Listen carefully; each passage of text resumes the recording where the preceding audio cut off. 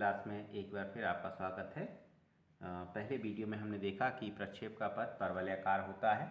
अब इसके और पार्ट्स जो हैं उन पे आज हम डिस्कस करेंगे, अध्ययन करेंगे। पहला है ऊर्ध्वाधर ऊंचाई, दूसरा है उड्डयन काल और तीसरा है क्षैतिज परास।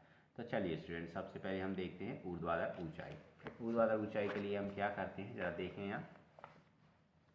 देखिए, उच्चतम बिंदु P पर जो आप डायग्राम पर विशेष ध्यान रखें, इस प्रकार से हमने जो डायग्राम बनाया था यहाँ मैं फिर प्लॉट किए देता हूँ।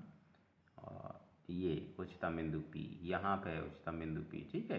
तो उच्चतम बिंदु P पर वेग क्या हो जाएगा। देखिए, जब कोई ऑब्जेक्ट को आप ऊपर की ओर फेंकते हैं तो वो जब तक ऊपर जाएगा जब तक कि उसका वेग शून्य ना हो जाए। जैसे ही उसका वेग शून्य हो जाता है स्टूडेंट, तो वो वापस आने लगता है। तो उच्चतम बिंदु P पर जो वेग होगा वो क्या हो जाएगा स्टूडेंट, शून्य हो जाएगा। तो यहाँ हमने क्या लिखा है, वी वाई बराबर 0 लिया है। यू वाई कितना होगा, आपने जो दो घटक तोड़े थे, यू वाई यहाँ पे तोड़ा था आपने कितना, यू साइन थीटा स्टूडेंट्स, ठीक है। यहाँ हमने किस वेग से फेंकी थी ऑब्जेक्ट, यू से, और यहाँ आता है क्या, you cos theta.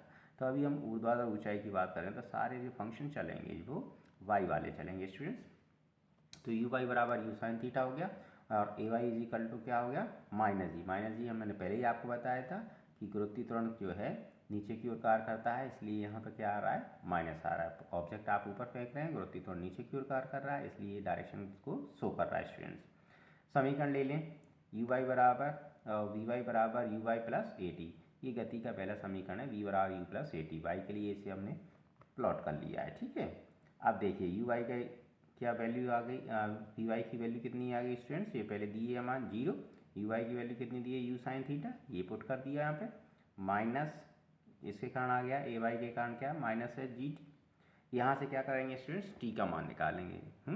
G T को इधर ले जाएंगे तो क्या हो जाएगा, प्लस का हो जाएगा स्टूडेंट्स। तो जी टी बराबर कितना हो जाएगा, यू साइन थीटा। देखिए इस प्रकार से, है ना। यहाँ स्टेप्स बन जाएगा तुम्हारा, जी टी बराबर यू साइन थीटा स्टूडेंट्स, इस टाइप। ओके, तो यू साइन थीटा यहाँ हो गया। अब आप देखेंगे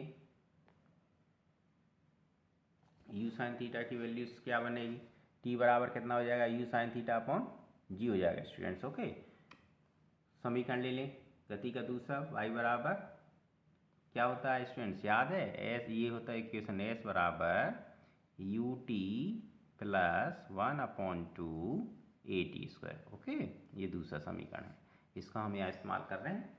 तो y इज इक्वल टू हो गया you by T plus 1/2 A by T square. सभी वैल्यूज आप यहाँ रख दीजिए।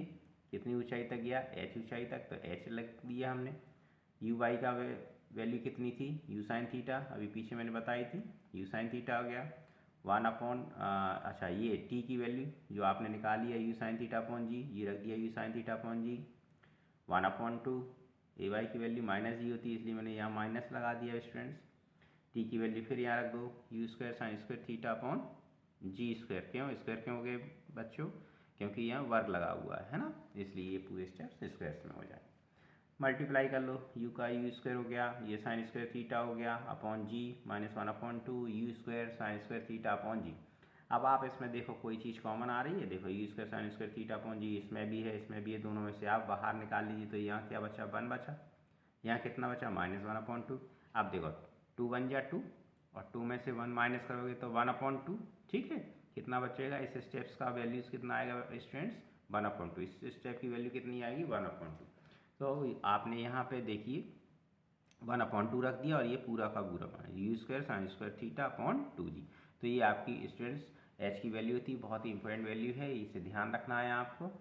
अब यदि हम ये चाहते हैं, ये पता लगाना चाहते हैं कि जो ऑब्जेक्ट है वो किस एंगल से हम फेंकें कि वो सबसे ऊंचा जाए, है ना। अधिकतम ऊंचाई के लिए अपने किस एंगल से हमें उस ऑब्जेक्ट को, उस वस्तु को हमें फेंकना चाहिए। तो जब थीटा की वैल्यू हमने कितनी ली, थीटा की वैल्यू 90 डिग्री ली, थीटा की वैल्यू कितनी ली स्टूडेंट्स, 90 डिग्री।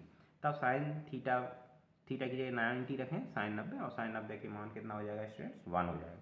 तो जब यहाँ मान रखेंगे तो ये 1 हो जाएगा, तो आपके पास क्या बचेगा, यू स्क्वायर अपॉन 2 जी। तो ये मैक्सिमम वैल्यू कितनी आ गई student, u square upon 2 g. Maximum value कितनी आई, u square upon 2 g students, इसे ध्यान रखना चाहिए।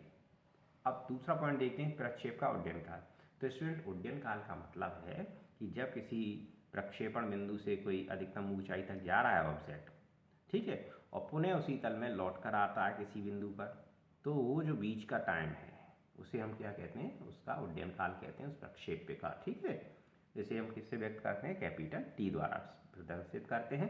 जैसे मैं फिर आपको बता दूं कि यहाँ से गया और यहाँ तक आया, यानी मान लीजिए ओ से गया और कहाँ तक आ गया, ओ डैश तक आ गया, तो ये यहाँ से लेके यहाँ तक जब तक वो हवा में रहा है, ये जो पूरा टाइम है वो क्या कहलाएगा, उड्डयन काल कहलाएगा स्टूडेंट, ओके। तो चलिए अब इसे देखते हैं।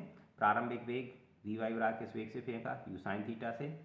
वी वाई वही मैक्सिमम स्थिति अभी यहाँ तक निकल ली है, वैल्यू ध्यान रखना है, यहाँ तक निकल ली और इसका दुगना कर देंगे, क्योंकि जितना मान वो ऊंचाई तक जाने में लेगा उतना ही मान उस ऊंचाई से किसी अन्य बिंदु तक, उस तल तक आने में लेगा। तो यानी ये दोनों मान हैं, ओ से मान लो एच है तो ओ से एच और एच से ओ डैश, ये दोनों वैल्यूज जो होंगी स्टूडेंट्स, ओ से एच और एच से ओ डैश, ये दोनों वैल्यूज स्टूडेंट्स कैसी होंगी, समान होंगी। ध्यान रखना है आपको, ये दोनों वैल्यू कैसी होंगी, समान होंगी स्टूडेंट्स। अब देखिए ये वैल्यू है वी वाई बराबर u sine theta, v y बराबर 0, a y equal to minus g. गति का पहला समीकरण v y equal to u y plus a y t, v y equal to u y plus a y t, value put कर दो, v y की 0 रख दी, यू वाई की u sine theta, a y की जगह पे minus जी लगा दो और टी, यहाँ से वही जी टी बराबर टी की वैल्यू आ गई, ठीक है, पहले भी हम निकाल चुके हैं और फिर निकाली। अब मैंने आपको बताया ये यहाँ तक की वैल्यू आ गई, ओ से एच तक जाने और एच से ओ डैश में जाने में वो सेम लग रही, तो आप इसको क्या कर देंगे, दोगुना कर देंगे। तो देखिए कोई वस्तु प्रक्षेपण बिंदु ओ से उच्चतम बिंदु तक पहुँचने में जितना समय लेती है, स्टूडेंट ध्यान रखना, जितना समय लेती है ठीक उतना ही समय उच्चतम बिंदु से प्रक्षेपण बिंदु की सीध में ओ डैश तक आने में लेती है, जो मैंने अभी चर्चा की। तो उड्डयन काल कितना हो जाए, टी बराबर 2t, तो यहाँ t की वैल्यू रख दो स्मॉल t, तो t बराबर कितना आ गया, 2u साइन थीटा अपॉन जी, से तुम्हारा उड्डयन काल आ गया, फ्लाइट ऑफ टाइम आ गया स्टूडेंट्स। चलिए अब लास्ट देखते हैं प्रक्षेप की क्षैतिज परास। क्षैतिज परास का मतलब है कि जब ऑब्जेक्ट को आपने इस प्रकार से फेंका तो यहाँ से ओ से ओ डैश तक जो दूरी है उसे हम क्या कहेंगे, इसकी क्षैतिज परास कहेंगे स्टूडेंट्स। इसकी वैल्यू निकालेंगे आर की वैल्यू, ओके। तो आर बराबर समीकरण बना लो, गति का दूसरा समीकरण है you x T plus 1/2 A x T square है, गति कौन सा है, एस बराबर U T plus 1/2 A T square. अब वैल्यू रख दो, यहाँ पे आपने ऑब्जेक्ट का जो घटक था वो कितना था वेग का, यू एक्स कॉस थीटा था स्टूडेंट्स, आप चित्र में देख सकते हैं, डायग्राम में देख सकते हैं। अब हम जो भी बात चलेगी वो स्टूडेंट्स केवल क्षैतिज में चलेगी, एक्स दिशा में चाहिए। तो क्षैतिज में जो वेग त्वरण होता है स्टूडेंट्स, गुरुत्वीय त्वरण होता है, वो कैसा होता है, शून्य होता है। एक्स की वैल्यू कितनी होती है, 0 होती है, हम पहले भी चर्चा कर चुके हैं, तो ये आपको यहाँ पे पुट करनी है।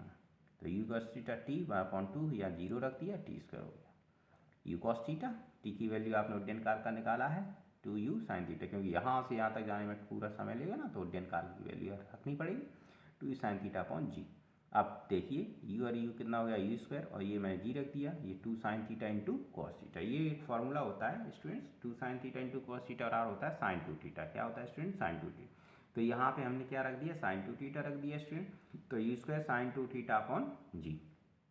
अब हम ये पता लगाना चाहते हैं कि भाई किसी भी प्रक्षेप्य को कि कितने एंगल से फेंकें कि वो बहुत दूरी तक जाके गिरे, उसकी अधिकतम परास समय प्राप्त हो सके, किस एंगल से हम फेंकें। तो अधिकतम परास के लिए स्टूडेंट्स होता है थीटा इक्वल टू 45 डिग्री। देखो क्योंकि हम जानते हैं साइन 90 की वैल्यू 1 होती है, मैक्सिमम होती है, तो मैक्सिमम कब आएगी, थीटा इक्वल टू आप 45 ले लो और 2 थीटा है तो 2 इंटू 45 कितना हो जाएगा, 90 हो जाएगा, 1 हो जाएगा। यहाँ पे आप क्या करें, साइन 2 थीटा की जगह पे वैल्यू रख देंगे 1, तो कितना आ जाएगा students, u square upon g. तो कितना आ जाएगा students, u square upon g. Sine 2 theta कितना हो जाएगा, साइन 90, और साइन 90 का मान 1 हो गया, साइन 90 का मान 1 हो गया, साइन 90 का कितना हो गया स्टूडेंट्स 1, तो ये हो गया आपका यू स्क्वायर अपॉन जी। तो थैंक यू स्टूडेंट्स, ये very important questions for the all exam, तो आप इसे लर्न करें और इसके आधार पर न्यूमेरिकल आते हैं स्टूडेंट्स, तो आप इसे जो भी फॉर्मूले हैं उनको लर्न कर लें स्टूडेंट्स, और ये आपके न्यूमेरिकल्स में काम आने वाला है। Thank you very much to join this class, धन्यवाद।